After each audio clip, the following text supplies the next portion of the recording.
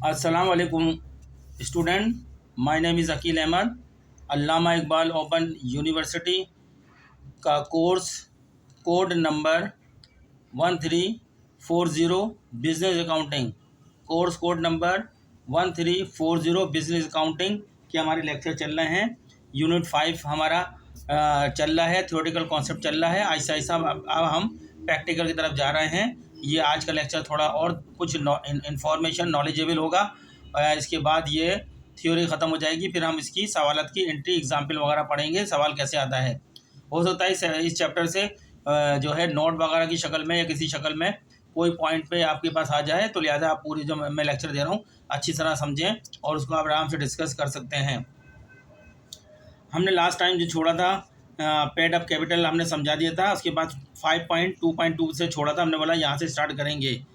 ठीक है, kinds of share, share कितनी किस्म के होते हैं, मुख्तलिफ़ किस्म के शेयर्स होते हैं जो उन्होंने मेंशन करी है। लेकिन आपके इस कोर्स में दो टाइप्स जो हैं ज़्यादा इंपॉर्टेंट हैं। ठीक है, उनको हम डिस्कस करें किताबें, बाकी नाम बता दिए हैं, उनको डिस्कस नहीं करी। इस लेवल पे जो लेवल आप कर रहे हैं, इस लेवल से आपको पता होना चाहिए कि ये टाइप्स हैं। लेकिन इंपॉर्टेंट टाइप्स जो हैं जो अभी हम बताएंगे, एक ऑर्डिनरी शेयर्स की है, दूसरी प्रेफरेंस शेयर्स की है। ये दो काइंड जो हैं बहुत इंपॉर्टेंट हैं, ऑर्डिनरी शेयर्स और प्रेफरेंस शेयर्स। बाकी और भी किस्में हैं लेकिन वो बहुत कम इंपॉर्टेंट होती हैं, लिहाजा आपको सिर्फ उनके नाम बता दी जाएंगे। आपकी किताबें में नाम बताया है, उसको पढ़ाया नहीं जाएगा। जब आप हाई लेवल की तालीम में जाएंगे जब उनको समझेंगे, अभी उन पर टाइम ज़ाया करना ज़रूरी नहीं है। सिर्फ आपका सवाल में जो भी आप एंट्रियाँ करेंगे इन दो शेयर्स के मुतालिक होगी बात में। Kinds of shares, the total amount of shares capital is divided into small number of unit. जो शेयर कैपिटल का जो अमाउंट है कंपनी का, उसको नंबर ऑफ शेयर से डिवाइड कर देते हैं, तो एक शेयर की कीमत आ जाती है। एक शेयर की कीमत वही स्मॉल नंबर ऑफ यूनिट कहलाता है। Each unit is called share of company. Her unit को हम शेयर ऑफ कंपनी कहते हैं। फ़र्ज़ करें एक कंपनी के पास 10,000 शेयर्स हैं, तो एक शेयर की कीमत 10 रुपये है। तो जिस शख्स के पास एक शेयर्स होगा वो एक यूनिट का मालिक है। सिर्फ 10,000 में से एक यूनिट का है। एक शेयर्स मीन एक यूनिट, 10 रुपये। ठीक है, a company issues shares to general public for raising the amount of capital. General public को जब कंपनी शेयर इशू करती है तो मकसद क्या होता है, अपने अमाउंट ऑफ कैपिटल को बढ़ाना होता है। ठीक है, various kind of share issued by a joint stock company are describe below. मुख्तलिफ किस्म के शेयर जो मुश्तरका सरमाई कंपनी या जॉइंट स्टॉक कंपनी जारी करती है, उनका जिक्र नीचे किया जा रहा है। ये सबसे इम्पोर्टेंट शेयर्स होता है ऑर्डिनरी शेयर्स। अक्सर हर कंपनी के पास ऑर्डिनरी शेयर्स होते हैं। ये इतने इंपॉर्टेंट होते हैं ऑर्डिनरी, जिनके पास ये ऑर्डिनरी शेयर्स होते हैं, समझ लो रियल ओनर यही लोग होते हैं, कंपनी के असल मालिक यही लोग होते हैं, ऑर्डिनरी शेयर। ठीक है ना, ऑर्डिनरी शेयर होल्डर, इनको कॉमन शेयर्स भी बोल सकते हैं। ये शेयर्स माने अमेरिकन अकाउंटिंग में ऑर्डिनरी इसको जो है ना शेयर्स को स्टॉक का लफ्ज़ भी बोलते हैं अमेरिकन अकाउंटिंग। ब्रिटिश, पाकिस्तानी, बरतानवी अकाउंटिंग में शेयर्स बोलते हैं, वहाँ पे स्टॉक का लफ्ज़ कहते हैं। ठीक है, कॉमन स्टॉक भी होता है ये, या ऑर्डिनरी शेयर्स, इसको इक्विटी शेयर भी बोलते हैं अमेरिकन अकाउंटिंग में। ठीक है ना, तो आप यहाँ पे ऑर्डिनरी शेयर्स है तो ऑर्डिनरी शेयर्स रखें। वेरी इंपॉर्टेंट शेयर होते हैं, जिनके पास ये शेयर होते हैं कंपनी में, वो बहुत कंपनी के रियल ओनर होते हैं।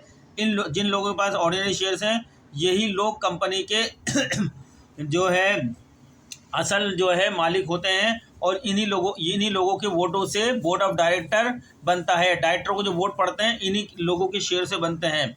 ठीक है, चलते हैं। There are the basic type of shares which every company issues. कुछ बेसिक टाइप के शेयर्स हैं जो कि हर कंपनी इशूज़ करती है। The holder of this shares are the true owner. जिन लोगों के पास ये शेयर होते हैं वो ट्रू यानी सच्चे मालिक होते हैं, पक्के मालिक होते हैं ऑफ द कंपनी के। And have right to get dividend, और इन्हीं के पास एक इख्तियार होता है कि वो हर 3-3 महीने के बाद मुनाफा, डिविडेंड में शेयर्स के ऊपर जो मुनाफा होता है उसको डिविडेंड कहते हैं। क्या कहते हैं? डिविडेंड। शेयर्स के ज़रिए जो मुनाफा कमाते हैं वो डिविडेंड कहलाता है, और उनको हर 3-3 महीने के बाद मुनाफा मिलता है ऑर्डिनरी शेयर होल्डरों को सिर्फ company. And right to vote, और इनको वोट देने का भी राइट होता है। जब भी डायरेक्टरों का इंतखाब किया जा रहा होता है, बोर्ड ऑफ डायरेक्टर बनाया जा रहा होता है, तो उसमें डायरेक्टरों को वोट देने का इख्तियार भी इन्हीं को होता है, ऑर्डिनरी शेयर होल्डरों को। एंड राइट टू वोट देने का भी हक होता है इनको in general meeting of the company, company की जनरल मीटिंग के अंदर। ٹھیک ہے. Ordinary share holder get dividend in case of surplus. اگر کمپنی کے پاس جو ہے زیادہ منافع کما لیتی ہے تو اس منافع میں سے بھی ان کو ڈویڈینڈ دیا جاتا ہے. ٹھیک ہے نا. ڈویڈینڈ میں نے منافع کا جو شیئر کے اوپر ان کو ایکسٹرا مل رہا ہوتا ہے وہ بھی ڈویڈینڈ کے علاوہ ہوتا ہے. And after the preference share holders of company. لیکن ان کو کب دیا جاتا ہے؟ جب سب سے پہلے پریفرنس شیئر ہولڈروں کو منافع دیا جاتا ہے، یعنی ان کی فکس اماؤنٹ ہوتا ہے پریفرنس شیئر ہولڈروں کو، ان کو جب دے دیتے ہیں سب کو فارغ کر دیتے ہیں، پھر ان کی باری آتی ہے ڈویڈینڈ، اور ان کے حصے میں اچھا خاصا منافع آتا ہے. These are also called the common shares. ان کو ہم کامن شیئرس ہی بولتے ہیں. امتحان میں پوچھ سکتے ہیں کامن شیئرس کا دوسرا نام آرڈینری شیئرس ہے. یہ اب یاد کر لیں، common shares means ordinary shares. ان لوگوں کے پاس پورے رائٹ ہوتے ہیں. الیکشن کے اندر جو ہے کمپنی کی جنرل میٹنگ کے اندر جو الیکشن ہوتا ہے بورڈ آف ڈائریکٹروں کے لیے انتخاب کرنے کے لیے، وہ اس میں یہ ووٹ دیتے ہیں. ٹھیک ہے. ان لوگوں کو ہی ڈویڈینڈ ملتا ہے. اگر کمپنی زیادہ منافع کماتی ہے تو اس زیادہ منافع میں بھی ان کو جو ہے ڈویڈینڈ دیا جاتا ہے. اب اس کے بعد دوسری کیٹیگری کی طرف آ رہے ہیں. پریفرنس شیئر ترجیحی حصیص. شیئرس مانے حصیص. آرڈینری شیئر ہولڈر تھا اور یہ پریفرنس شیئرس یعنی ترجیحی حصیص، جن کو ترجیح آتی ہے. یہ وہ شیئر ہولڈر ہوتے ہیں جنہوں نے کمپنی میں انویسٹمنٹ کی ہوتی ہے شیئرس کے اندر، لیکن ان کی انویسٹمنٹ میں ان کے پاس کوئی رائٹ نہیں ہوتے. نہ تو یہ ووٹ دے سکتے ہیں، ٹھیک ہے، نہ ہی یہ سرپلس اماؤنٹ میں سے بھی پیسہ لے سکتے ہیں ڈویڈینڈ کی شکل میں. نہ ہی ان کو ہر 3 مہینے بعد ڈویڈینڈ ملتا ہے. ان کا جو اماؤنٹ ہوتا ہے وہ ان کو اس وقت واپس ملتا ہے جب کمپنی جو ہے لیکوڈیشن ہو رہی ہوتی ہے. ان کا لگایا ہوا پیسہ اس وقت واپس مل جاتا ہے، لیکن اس پیریڈ تک ان کو فکس اماؤنٹ یعنی فکس پرسنٹیج سے منافع دیا جاتا ہے. وہ کمپنی کو نقصان ہو یا پروفٹ ہو، ان کی فکس پرسنٹیج سے ان کو ہر سال منافع دیا جائے گا. اور ان کو منافع سب سے پہلے دیا جاتا ہے اور آرڈینری شیئر ہولڈر کو بعد میں دیا جاتا ہے. جب ان کو دے دیا جاتا ہے اس کے بعد آرڈینری شیئرس کی باری آتی ہے. پھر شیئرس ہولڈر کے پاس کمپنی کو لاس ہو یا کچھ بھی ہو، لیکن کمپنی کو ہر صورت میں پریفرنس شیئر ہولڈر کو ایک فکس پرسنٹیج کے تحت منافع دینا ہوتا ہے. جیسے انٹرسٹ جن کے انٹرسٹ ہولڈر کو دیتے ہیں نا، اسی طرح ان کو بھی دینا ہوتا ہے. لیکن ان کے پاس کوئی رائٹ نہیں ہوتا کمپنی میں کوئی مداخلت کرنے کا، کسی بورڈ آف ڈائریکٹر کو اپائنٹ کرنے کا، یا کوئی ہر 3 مہینے بعد منافع حاصل کرنے کا ڈویڈینڈ کی شکل میں ان کے پاس نہیں ہوتا ہے. ان کا پیسہ کب واپس ملتا ہے؟ جب یہ کمپنی لیکوڈیشن ہو رہی ہے تو اس وقت ان کو واپس کر دیا جاتا ہے. لیکن جب تک کمپنی زندہ رہتی ہے اس وقت تک یہ اپنا فکس اماؤنٹ پرسنٹیج کے تحت ہر سال منافع کماتے ہیں. بعض دفعہ ایسا ہوتا ہے کمپنی منافع نہیں بانٹتی تو آرڈینری شیئر ہولڈر کو منافع نہیں ملتا، لیکن ان کو اس صورت میں بھی دیا جاتا ہے ان کا فکس ہولڈر. بعض دفعہ کمپنی نقصان ہو جاتا ہے تو آرڈینری شیئر ہولڈر کو نقصان برداشت کرنا پڑتا ہے، لیکن ان کو پھر بھی دیا جاتا ہے. ہر صورت میں ان کو دیا جاتا ہے. تب سے سب سے پہلے جاتا ہے، اس لیے پریفرنس ہے، اس لیے ترجیح حصیص ہے پریفرنس شیئر ہولڈر. اس کے علاوہ جو ہے پریفرنس شیئرس میں بھی divide into the following category. ابھی پریفرنس شیئر کی مختلف کیٹیگری ہیں جو کہ ہم نے یہاں پہ ڈیٹیل میں ڈسکس نہیں کرنی ہے. آپ کی کتاب میں بس ان دونوں تک کی بات ہے، ان کی دوسری کیٹیگری پہ ڈسکشن نہیں ہے، ڈیبیٹ نہیں ہے. ایک کیومولیٹو پریفرنس شیئرس ہوتی ہے ایک اقسام اسی کے اندر پریفرنس شیئر ہولڈر کی. مزید اقسام کیا ہوتی ہے؟ ایک کیومولیٹو پریفرنس شیئرس، ایک naan cumulative preference share. Cumulative مانے اجتماعی ترجیح حصیص ہوتے ہیں، غیر اجتماعی ترجیح حصیص ہوتے ہیں. ریڈیمیبل پریفرنس، ریڈیمیبل میں قابل واپسی ترجیح حصیص ہوتے ہیں. ارریڈیمیبل پریفرنس شیئرس ناقابل واپسی ترجیح حصیص. پارٹیسپیٹنگ پریفرنس شیئر شراکتی ترجیح حصیص. نان پارٹیسپیٹنگ پریفرنس شیئر غیر شراکتی ترجیح حصیص. یہ سارے ہوتے ہیں، لیکن ان کے اوپر ڈیبیٹ آپ کی کتاب میں نہیں کی گئی ہے. آگے کی کلاسوں میں شاید ان پہ ڈیبیٹ ہو جو اب آئے تو. بس اس کا آپ کو نام پتہ ہونا چاہیے. یہ بھی پریفرنس شیئر ہولڈر کی مزید قسمیں ہوتی ہیں، لیکن مین قسمیں 2 ہی ہوتی ہیں، آرڈینری شیئر ہولڈر اور دوسرا preference share holder. Ordinary share holder جو ہوتے ہیں وہ سچے مالک ہوتے ہیں، کیونکہ وہ ڈائریکٹروں کے انتخاب کے لیے ووٹ بھی دیتے ہیں. وہ ہر 3 مہینے کوارٹرلی ڈویڈینڈ بھی کلیکٹ کرتے ہیں کمپنی سے. ٹھیک ہے. اگر کمپنی کو زیادہ سرپلس میں منافع ہوتا ہے تو اس کا بھی حصے دار ہوتے ہیں یہ لوگ. لیکن یہ لوگ تو اپنے فکس پرسنٹیج سے، کمپنی کو زیادہ ہو کم ہو نقصان ہو کچھ بھی، ان کی ایک فکس پرسنٹ ہوتی ہے، اس سے ہر صورت میں ہر سال ان کو دیا جاتا ہے. ترجیح سب سے پہلے ان کو ملے یا نہ ملے، آرڈینری شیئر ہولڈر کو منافع ملے نہ ملے، لیکن پریفرنس شیئر ہولڈر کو ہر صورت میں دیا جاتا ہے. یہ باتیں یاد رکھ لیں. پھر ڈیفرڈ شیئرس ان لوگوں کو، یہ آپ پڑھ لیے گا، میں پڑھ نہیں رہا، میں نے آپ کو بتا دیا ہے اس کے اندر جو لکھا ہوا ہے. ڈیفرڈ شیئرس والے شیئرس ہوتے ہیں جو بانیان کمپنی کو دیے جاتے ہیں. جو لوگ کمپنی رجسٹر کرتے ہیں ان میں ڈائریکٹر بھی ہوتے ہیں، شیئر ہولڈر بھی ہو سکتے ہیں، اور باہر کے وکیل وکلا وغیرہ بھی ہو سکتے ہیں، ان کو یہ شیئر دیے جاتے ہیں، لیکن ان کو جو منافع دیا جاتا ہے اور پریفرنس شیئر ہولڈر کو دینے کے بعد، آرڈینری شیئر ہولڈر کو دینے کے بعد سب سے آخر میں ان کو منافع دیا جاتا ہے، ٹھیک ہے۔ اچھا، جب یہ کمپنی لیکویڈیشن ہوتی ہے تو ان کو پیسہ واپس نہیں ملتا، جتنا کہ مالک ہے نہیں ملتا ہے، صرف ان کو ملتا ہے واپس، اور ان کا آرڈینری شیئر ہولڈر کو ملتا ہے جو بچتا ہے، لیکن ڈیفرڈ شیئر ہولڈر کو نہیں ملتا ہے۔ آپ اس میں پڑھ لیجیے گا، میں ٹائم بچانے کے لیے اب میں نے آپ کو بتا دیا ہے۔ آگے چلتے ہیں۔ اب یہ تو ہماری ہو گئی کائنڈس ہو گئی ہیں شیئرز کی، اچھی طرح بتا دی۔ اب ہم آ رہے ہیں 5.3 میں issuance of shares, procedure for issuance of share. Procedure کیا ہوتا ہے ایشوئنس آف شیئرز کا؟ جب کمپنی رجسٹرڈ ہو جاتی ہے، دیکھیں ہم جو بات کر رہے ہیں اس وقت آپ کی کتاب میں پبلک لمیٹڈ کمپنی کی بات ہو رہی ہے، پرائیویٹ لمیٹڈ کمپنی کی بات نہیں ہو رہی۔ آپ کو پتہ ہے کہ کمپنی کے حوالے سے تھوڑا سا میں بتا دوں، آپ کی کتاب میں ڈسکس نہیں کیا، 2 قسم کی کمپنی ہوتی ہیں، ایک پرائیویٹ لمیٹڈ کمپنی اور ایک public limited company. Private limited company کو بنانے کے لیے کم سے کم 2 افراد کا ہونا ضروری ہے، اور زیادہ سے زیادہ 50 افراد۔ تو آگے چلتے ہیں، procedure for issuance of shares. The promoters or directors take the necessary steps to raise minimum capital from the general public for the new company so that certificate of commencement can be obtained۔ تو میں نے ابھی جیسے آپ کو بتا رہا تھا کہ آپ کی کتاب میں یہ نہیں بتایا کہ کمپنی کتنے قسم کی ہوتی ہیں۔ یہ جو ہم بات کر رہے ہیں اس وقت پبلک لمیٹڈ کمپنی کی بات کر رہے ہیں، ایک پرائیویٹ لمیٹڈ کمپنی بھی ہوتی ہے، لیکن پرائیویٹ لمیٹڈ کمپنی وہ ہوتی ہے کم سے کم 2 افراد، زیادہ سے زیادہ 50 افراد، 50 سے زیادہ افراد نہیں ہو سکتے، ٹھیک ہے۔ پرائیویٹ لمیٹڈ کمپنی کے شیئر ٹرانسفریبل نہیں ہوتے ہیں اسٹاک مارکیٹ کے اندر، اور جو ہے نہیں ہوتے ہیں۔ Private limited company certificate of incorporation of company لینے کے بعد جو ہے کاروبار شروع کر سکتی ہے، لیکن پبلک کمپنی کو ایک سرٹیفکیٹ اور لینا پڑتا ہے جس کا نام ہوتا ہے سرٹیفکیٹ آف کامنس بزنس۔ جب یہ سرٹیفکیٹ لے لیتی ہے تو تب کاروبار شروع کر سکتی ہے۔ اس سے پہلے سرٹیفکیٹ آف کامنس بزنس لینے سے پہلے کمپنی کو ایک پراسپیکٹس ایشو کرنا پڑتا ہے عام پبلک کو تھرو اخبار کے ذریعے سے، ان کو پوری ڈیٹیل دی جاتی ہے کمپنی کی، اور کہا جاتا ہے کہ ہم فرسٹ ٹائم جو ہے اتنے شیئر عوام کو دعوت دے رہے ہیں، انوائٹ کر رہے ہیں کہ ہماری کمپنی کے شیئر خریدیں، اور اس میں بتا دیا جاتا ہے ایک شیئر کی قیمت اتنی ہے، اور ایک آدمی ایک اپلیکیشن کے ساتھ، ایک شناختی کارڈ کی کاپی کے ساتھ جو ہے کم سے کم 100 شیئر ہوتے ہیں، اور ایک لمٹ طے کر لیتی ہے، ایک اپلیکیشن فارم کے ساتھ 100 شیئر ہوں گے، وہ اپلائی کر سکتا ہے۔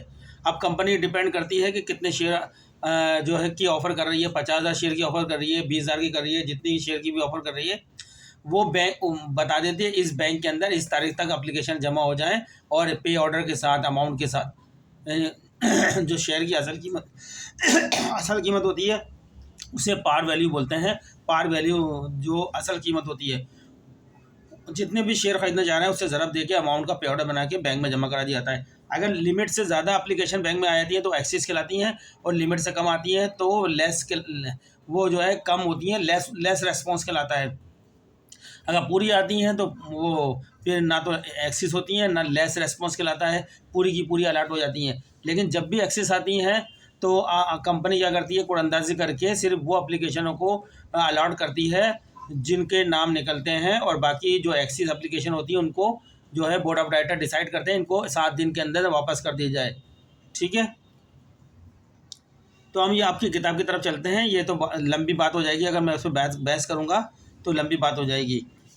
دی پروموٹر بولتے ہیں بانیان کمپنی یا ڈائریکٹرس، ٹھیک ہے، ٹیک دی نیسری اسٹیپس، یہ ایک ضروری اسٹیپس لیتے ہیں، اقدامات کرتے ہیں، to raise minimum capital from the general public for the new company, نئی کمپنی کے لیے عوام سے کیپٹل حاصل کرنے کے لیے کچھ اقدامات کرتے ہیں۔ پروموٹر بانیان کمپنی یا ڈائریکٹر آف دی کمپنی کے دونوں میں سے کوئی بھی جو بات ہو رہی ہے، سو دیٹ تاکہ certificate of commerce can be obtain, تاکہ سرٹیفکیٹ آف کامرس حاصل ہو سکے registrar security exchange commission of Pakistan سے۔ When first time shares of company are issued, جب پہلی بار کمپنی کے شیئر ایشو کیے جاتے ہیں، جاری کیے جاتے ہیں، اٹ از کالڈ، اس کو کہتے ہیں دی انیشیل پبلک آفرنگ، تو اس آفرنگ کو کیا بولتے ہیں، انیشیل، ابتدائی پبلک آفرنگ۔ یوزلی عام طور پر company tax help from under writers in issuance of share, بعض دفعہ کمپنی جو ہے جب اس کی اچھا ریسپانس نہیں ہو رہا تھا تو انڈر رائٹر سے ہیلپ لیتی ہے کہ ہمارے شیئرس کو آپ مارکیٹ کے اندر بکوائیں، یعنی ایشو کروائیں پبلک سے۔ تو under writers are those person, یہ وہ لوگ ہوتے ہیں یا وہ کمپنیاں ہوتی ہیں یا وہ بینک ہوتے ہیں، وہ ادارے ہوتے ہیں या एसोसिएशन होती हैं शराकत दारी, विच टेक दी रेस्पॉन्सिबिलिटी, जो जिम्मेदारी लेते हैं, of issuing the securities of the company, यानी सिक्योरिटीज बोलते हैं शेयर्स को, कंपनी के शेयर्स को इशू करने की, ऑन कॉमन कमीशन बेसिस, अपना कमीशन चार्ज करते हैं, 1 या 2% का कमीशन होता है कंपनी के शेयर्स की फर्स्ट टाइम बिकवाने में, ठीक है। The underwriters pay amount of issued shares to company, जितना भी शेयर इशू किया हुआ था उन्होंने, वो कंपनी को पे कर देते हैं। एंड लेटर ऑन, बाद में later on issue the shares to general public on their on behalf, उनकी बिहाफ पे फिर जनरल पब्लिक को शेयर जारी कर दिए जाते हैं जो अलॉट हो जाते हैं कंपनी में।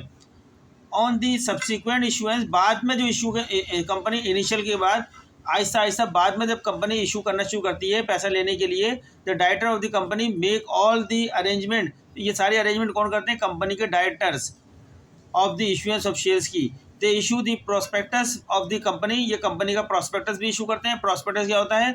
एक कंपनी की तरफ से एक जो है एक डिटेल्स होती है जो आवाम के सामने लाई जाती है कि कंपनी का नाम क्या है, कंपनी कब बनी है, कंपनी का मकासद क्या है, कंपनी का टोटल रजिस्टर्ड कैपिटल कितना है, कंपनी के पर शेयर की कीमत क्या है, और कंपनी का टोटल जो है कितने शेयर्स हैं, कंपनी के लॉयर्स कौन है, इस पूरी डिटेल इसके अंदर आती है प्रॉस्पेक्टस में। टू जनरल पब्लिक को बताया जाता है। एंड इनवाइट एप्लीकेशन, और उनसे एप्लीकेशन इनवाइट की जाती है, दावत दी जाती है कि आप एप्लीकेशन जमा कराएं कंपनी में शेयर्स के लिए।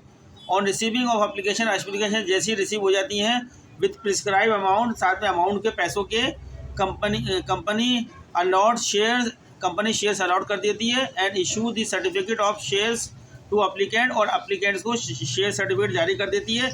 And those who get certificate, और वो लोग जिनको शेयर सर्टिफिकेट मिल जाता है बिकम हो जाते हैं the share holder of the company के। ठीक है, स्टूडेंट समझ में आ गई होगी, मैंने आसान अल्फाज में ट्रांसलेशन करी है, आपको बताइए। आप मेरी गुफ्तगू को बार बार सुने तो आपको इतना सारा समझ में आ जाएगा, एक मरतबा नहीं आएगा, 2-3 मरतबा सुने आएगा। फिर वैल्यूज़ ऑफ शेयर, अब शेयर की वैल्यू बता रहे हैं, शेयर कितने टाइप के होते हैं, उनकी वैल्यू मुख्तलिफ होती है।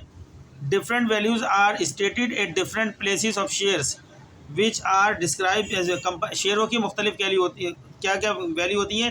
एक पार वैल्यू होती है, ये वो वैल्यू होती है जो वैल्यू आपके मेमोरेंडम ऑफ एसोसिएशन यानी आइन कंपनी में लिखी जाती है, वो वैल्यू होती है। अगर कंपनी का असल की शेयर की कीमत 10 रुपये है और आइन में 10 रुपये लिखी गई है, तो 10 रुपये की वैल्यू को हम पार वैल्यू बोलेंगे। बुक वैल्यू होती है कंपनी का जितना भी सरमाया अमाउंट, रुपीज़ में अमाउंट होता है, उसको उसके नंबर ऑफ़ शेयर से तकसीम कर दिया जाए किसी भी वक्त, जो वैल्यू बनती है एक शेयर्स की, उसको बुक वैल्यू कहते हैं। ठीक है, मार्केट वैल्यू वो होती है जो स्टॉक मार्केट के अंदर कहलाती है वैल्यू। शेयर्स की मार्केट वैल्यू होती है जो स्टॉक मार्केट के अंदर शेयर बिक रहा होता है, जिसमें ख़रीदार भी और सेलर भी जिस वैल्यू को ख़रीदने के लिए तैयार हो जाए, वही मार्केट वैल्यू कहलाती है। और स्टॉक एक्सचेंज के अंदर वो वैल्यू कोड हो रही होती है वहाँ पर। ये आप पढ़ लिएगा, मैंने आपको वैसे बता दिया जो है।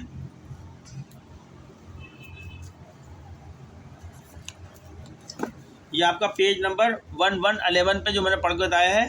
पार वैल्यू असल कीमत होती है कंपनी शेयर्स की। बुक वैल्यू वो होती है जो कंपनी के टोटल कैपिटल्स को टोटल नंबर ऑफ शेयर से तकसीम करते हैं, जो वैल्यू आती है वो बुक वैल्यू होती है। मार्केट वैल्यू होती है कि स्टॉक मार्केट में जिस वैल्यू पे सेलर और बायर एग्री हो जाते हैं सेल और ख़रीदने के लिए, उसी को हम मार्केट वैल्यू कहते हैं। स्टूडेंट्स, ये बातें आप इम्पॉर्टेंट हैं, आप समझ लें। ये अगर नहीं समझेंगे तो आपको बहुत मुश्किल लगेगा ये टॉपिक। मैंने काफ़ी तफसील से आसान अल्फाज में बताया है आपको उर्दू में। ये सफ़ा नंबर 111 111 सफ़ा है। अब चलते हैं 112 सफ़े के ऊपर। Sales value of shares. A share of company may be sold और issued at different prices values describe as. जब शेयर्स को पब्लिक को बेचा जाता है या सेल किया जाता है तो मुख्तलिफ प्राइस पे बेचती है कंपनी। एक पार वैल्यू है जो असल कीमत होती है शेयर की, जो कंपनी के मेमोरेंडम में लिखी जाती है, जिसको नॉमिनल वैल्यू बोलते हैं हम। उसको फेस वैल्यू, पार वैल्यू को का दूसरा नाम होता है फेस वैल्यू और तीसरा नाम होता है नॉमिनल वैल्यू। ठीक है, बाज़ दफ़ा इसको मेमोरेंडम वैल्यू भी बोलते हैं। ये शेयर की असल कीमत होती है जो मेमोरेंडम में जिक्र की जाती है। जैसे अगर शेयर 10 रुपये की कीमत है, उसका आपके डॉक्यूमेंट जो है आइन में 10 रुपये लिखी गई है, तो वो उस 10 रुपये की वैल्यू को पार बोलेंगे, शेयर एट पार ₹10। और दूसरा नाम इसका नॉमिनल वैल्यू भी कहलाता है, फेस वैल्यू भी कहलाता है। आप पढ़ते हैं, a share issued at its face या nominal value is known as the issuance at पार। اگر شیئر اس کی نامینل یا فیس ویلیو کے اوپر ایشو کیا جائے تو اس کو کہیں گے ایشوئنس ہوئی ہے ایٹ پار کے اوپر. پار مانے نامینل ویلیو یا فیس ویلیو یا اصل قیمت جو میمورنڈم آف ایسوسیشن میں لکھی جاتی ہے آئین کمپنی میں. For example company having share capital 10,000. ایک کمپنی کا شیئر کیپٹل جو اماؤنٹ ہے وہ 10,000 روپے ہے اور اس کے ٹوٹل شیئر کتنے ہیں اس کے پاس 1,000 شیئرس ہیں. اگر 1,000 شیئر سے تقسیم کر دو تو قیمت کتنی رہتی ہے 10 روپے شیئرس اور پھر 10 ایچ. ایشوڈ اگر کمپنی 550 شیئر ایشو کرنا چاہتی ہے اس 1,000 شیئر کے اندر سے تو to general public ₹8.10 will be called issuance at par value. دیکھیں آسان الفاظ یہ ایک کمپنی ہے اس کے پاس 10,000 روپے کا شیئر کیپٹل کا سرمایہ ہے اور ٹوٹل نمبر آف شیئر اس کے پاس 1,000 شیئرس ہیں. اب کمپنی جو ہے 550 شیئرس جو ہے اس وقت ایشو کرنا چاہ رہی ہے کس سے جو اصل قیمت ہے شیئر کی 10 روپے کے حساب سے. تو ایسے 550 شیئر کو 10 روپے کے حساب سے ایشو کر رہے ہیں تو اس کو بولیں گے ہم کیا ایشوئنس ایٹ پار ویلیو. یعنی اصل قیمت پہ نہ زیادہ قیمت مانگی نہ کم قیمت مانگی, جو قیمت تھی وہی پیسے مانگے ہیں. ٹھیک ہے. At premium issuance at premium اگر کمپنی جو اصل قیمت 10 روپے تھی 13 روپے مانگتی ہے زیادہ قیمت پہ شیئر بیچتی ہے تو جتنے زیادہ اس اصل قیمت سے مانگیں گے 13 روپے کا مطلب ہے 3 روپے زیادہ مانگ رہی ہے تو یہ 3 روپے پریمیم کہلائے گی. ٹھیک ہے. Issuance at premium share issued ابو جو اوپر شیئر ہے ابو دین it's face value is known as issuance of premium. اگر فیس ویلیو سے زیادہ ویلیو پہ شیئر ایشو کیا جاتا ہے تو اس کو پریمیم کہتے ہیں. مثال کے طور پر company having shares capital ₹10,000 divided into 1,000 shares اور ₹10 ایچ. فرض کر رہا ہوں کمپنی کے پاس 10,000 روپے کا شیئر کیپٹل ہے اور ٹوٹل 1,000 شیئرس ہیں. کمپنی 1,000 شیئر میں سے ابھی 550 شیئرس جنرل پبلک کو ایشو کرنا چاہ رہی ہے لیکن قیمت اصل قیمت پہ نہیں بڑھا کر 13 روپے پہ لینا چاہ رہی ہے. یہ جو 10 روپے کی قیمت کو 13 روپے میں مانگا جا رہا ہے تو 3 روپے بڑھا کے لیا جا رہا ہے. اس 3 روپے کو جو اضافی لیا جا رہا ہے will be called issuance at premium. ₹3 is the premium of company. Premium مانے منافع کو کہتے ہیں کمپنی کے پریمیم جو اضافی اماؤنٹ لے رہے ہوتے ہیں. از دی premium of company on issuance of shares. Usually عام طور پر دی کمپنیز ہیونگ گڈ ریپیوٹ عام طور پر وہ کمپنیاں جن کی اچھی شہرت ہوتی ہے اچھا کاروبار ہوتا ہے زیادہ منافع گین کر رہی ہوتی ہیں وہی یہ کام کرتی ہیں. زیادہ ان کے شیئرز کی ویلیو زیادہ ہوتی ہے ہر کوئی اس میں انویسٹمنٹ کرنا چاہ رہا ہوتا ہے. گڈ ہیونگ گڈ ریپیوٹ میں نے گڈ ریپوٹیشن یعنی شہرت اچھی ہوتی ہے جس کی ان دا مارکیٹ بازار میں ایشو کرتے ہیں دی شیئرز ایٹ پریمیم. تو وہ کمپنی اپنے شیئرز پریمیم پہ ایشو کرتی ہیں یعنی اصل قیمت پہ سے کچھ زیادہ قیمت پہ بیچتی ہیں. وہ زیادہ قیمت ہوتی ہے وہی پریمیم کہلاتی ہیں. The premium on issuance of shares is categorize as the capital profit. تو اس کی کیٹیگرائز کیا ہوتی ہے بیلنس شیٹ میں یہ کیپٹل پروفٹ کہلاتا ہے. اگر ہم زیادہ قیمت بیچیں گے تو یہ کیپٹل پروفٹ کہلائے گا. And can be utilize for the purpose mention in the company ordinance 1994 that is in writing of preliminary expenses and discount on issuance of shares and debentures. کہہ رہے ہیں کہ کمپنی آرڈیننس 1994 ہوتا ہے کہ آپ جتنے بھی پریلیمنری ایکسپینس ہوتے ہیں یعنی کمپنی کو رجسٹر کرانے کے سلسلے میں جو ابتدائی اخراجات ہوتے ہیں جیسے کمپنی کا ڈاکومنٹیشن کروانی ہے تیار کروانا ہے کمپنی کو رجسٹر کرانے کی فیس دینی ہے تمام ٹائپنگ کرانے کے پیسے اس کی فیسیں وغیرہ سب جتنے بھی خرچے آتے ہیں کمپنی کو رجسٹر کرنے سے پہلے ان خرچوں کو پریلیمنری ایکسپینس یعنی ابتدائی خرچے کہلاتے ہیں. اس پہ جتنا بھی پیسہ خرچ ہوا ہوتا ہے ان کو بھی رائٹ آف کرنا ہوتا ہے. اینڈ ڈسکاؤنٹ جتنا بھی شیئر پہ ہم نے کم پیسوں کے اوپر بیچا ہوتا ہے شیئر تو اس کو بھی ہم نے رائٹ آف کرنا ہوتا ہے یعنی ختم کرنا ہوتا ہے آہستہ آہستہ 2 3 4 5 سالوں کے اندر. آف شیئرز اینڈ ڈیبینچر جو ہے قرضے کے سرٹیفکیٹ ہوتے ہیں شیئر جو ہے مالکانہ سرٹیفکیٹ ہوتے ہیں. اب تیسری شکل ہے ایٹ ڈسکاؤنٹ یعنی اصل قیمت پہ بیچتے ہیں کوئی اضافی پیسے نہیں لیتے یا نہ کم پیسے لیتے پورے پیسے 10 روپے شیئر ہے 10 روپے لیتے ہیں تو وہ ایٹ پار کہلائے گا. اگر 10 روپے سے زیادہ قیمت کال کی جا رہی ہے پبلک سے تو وہ ایٹ پریمیم کہلائے گا اور 10 روپے سے کم قیمت کال کی جا رہی ہے تو وہ ایٹ ڈسکاؤنٹ کہلائے گا. اگر 10 روپے کے بجائے 9 روپے کے اوپر ہم شیئر بیچ رہے ہیں تو 1 روپے کا لاس ہو رہا ہے تو 1 روپے کا جو لاس ہے یہ ڈسکاؤنٹ کہلائے گا. اب ڈسکاؤنٹ جو ہے نا 10% سے زیادہ نہیں ہو سکتا اور ڈسکاؤنٹ کرنے کے لیے کمپنی کو بورڈ آف ڈائریکٹر کے اندر ایک اسپیشل ریزولوشن پاس کرانا پڑتی ہے یا کورٹ سے آرڈر لینا پڑتا ہے کہ ہم اتنا جو ہے اپنے شیئرز کی ہماری چونکہ ریپوٹیشن اچھی نہیں ہے کاروبار اچھا نہیں ہے ہم چاہ رہے ہیں مارکیٹ میں اپنے شیئر جو ہے پیسہ چاہیے ہمیں کم اپنی اصل قیمت سے کم پہ بیچیں تو کوڈ آپ کو الاؤ کرتا ہے کہ 10% سے زیادہ کم نہیں کر سکتے. یعنی اگر 10 روپے کا شیئر ہے 10% کم کر کے بیچیں گے تو 9 روپے کا شیئر بیچیں گے آپ مارکیٹ میں. 1 روپے جو ہوگا وہ ڈسکاؤنٹ کہلائے گا. ٹھیک ہے اسٹوڈنٹس.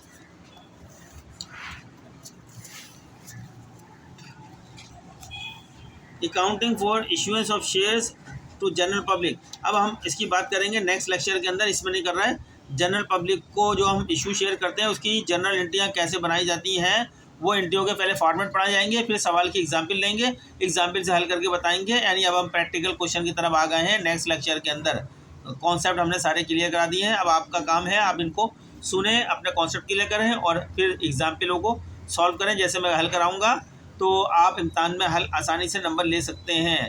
تب تک کے لیے اللہ حافظ. چلتے ہوئے آپ سے گزارش کی جا رہی ہے ہمارے چینل کو آپ سبسکرائب کریں, لائک کریں, آگے دوسروں کو بھی شیئر کریں اور کمنٹس کر کے ہمیں بتاتے رہیں کہ ہمارے لیکچر آپ کو کیسے لگ رہے ہیں. چلیں ملتے ہیں نیکسٹ لیکچر میں. تب تک کے لیے اللہ حافظ.